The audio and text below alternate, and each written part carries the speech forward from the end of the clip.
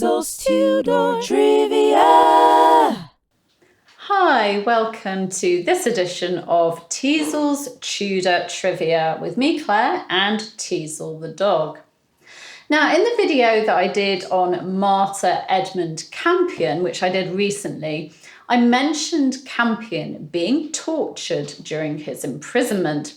First, by being forced to spend 4 days in the Little Ease at the Tower of London, and then being racked and having iron spikes driven under his fingernails. Lovely. Those Tudors didn't mind forcing people to talk in the most brutal ways. And historian Jasper Ridley, in his book A Brief History of the Tudor Age, writes, torture was more widely practiced in England during the Tudor Age than in any other period before or since. So today I'm going to share with you a few of the torture techniques used in the Tudor period.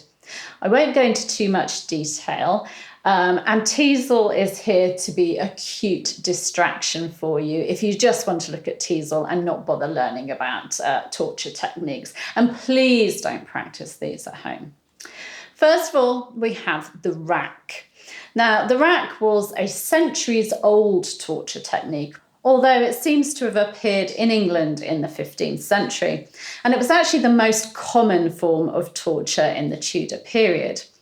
It involved the threat of the rack at first, and then the actual use of the rack if the threat didn't work. Prisoners were placed on a wooden rack, and their ankles and wrists were tied to rollers. I think Teasel's actually distracted by cats, so we won't worry about her listening to these horrible things. As the victim was interrogated, if they refused to give information, then the torturer would turn the handle, causing the rollers to move and to stretch the victim's limbs painfully so that they would, dislocate and pop out and, all kinds of horrid stuff. Jasper Ridley states that the reasoning behind the rack was that if the victim was innocent, then God would give them the strength to endure their suffering, but that if they were guilty, then the pain suffered would loosen their tongues and make them tell the truth. Protestant martyr Anne Askew, who was illegally racked at the Tower of London in 1546, was injured so badly by being racked that she had to be carried to the stake for her execution and had to be placed on a chair attached to the stake so that she could be burnt at the stake. Gunpowder plotter Guy Fawkes, we can see his changing signature on documents he signed during his interrogations, ending up with a really badly shaky, awful signature, and that shows just how badly he was racked. Then there's a thing called the Scavenger's daughter, also known as Skevington's irons or Skevington's daughter, after Sir Leonard Skevington or Skevington, who seems to have been a lieutenant of the Tower of London at one point. And this torture device is said to date back to Henry VIII's reign, although I couldn't actually find any mention of it being used. But the victim was strapped to an A-shaped frame with their head at the top of the A and their legs spread at the lower ends of the A. And instead of stretching the victim, the frame could fold, compressing the body and squashing them. Now, I did find mentions of it being used in Elizabeth I's reign. It was used on an Irish rebel, Thomas Mere, I think. I'm not quite sure how you pronounce his name, Thomas Mere. And it was also used on Catholic priest Thomas Cossim. That was also in Elizabeth's reign. He was said to have suffered on it twice, and also on Catholic priest Luke Kirby.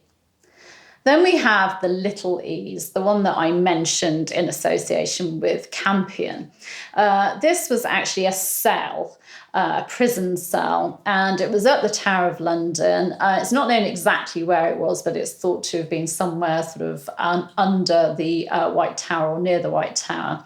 And this measured just 1.2 metres square or 4 square feet.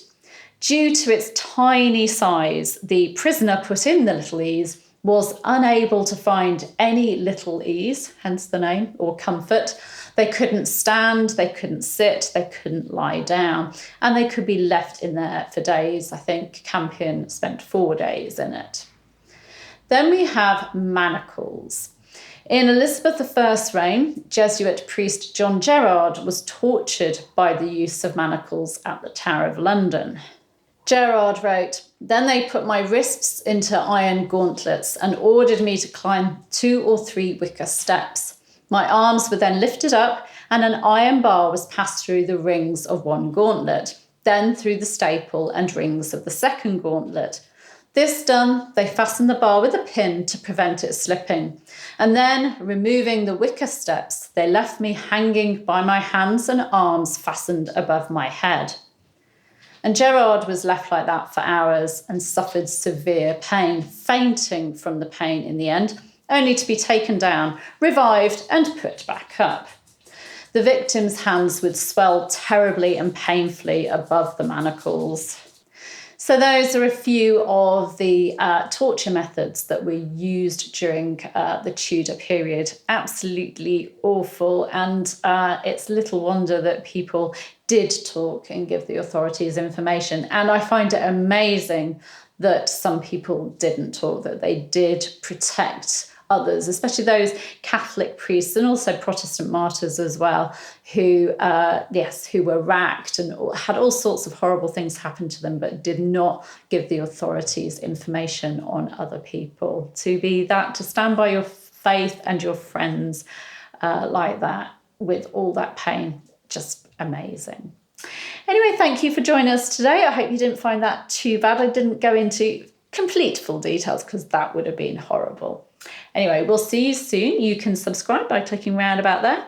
You can hit the bell to be notified as these videos go live, and you can give us a like. They should, shouldn't they, Teasel? And leave a comment if you wish. We'll see you very soon. Take care. Bye. Teasel's Tudor Trivia. Good girl. Yes, you're on your good girl.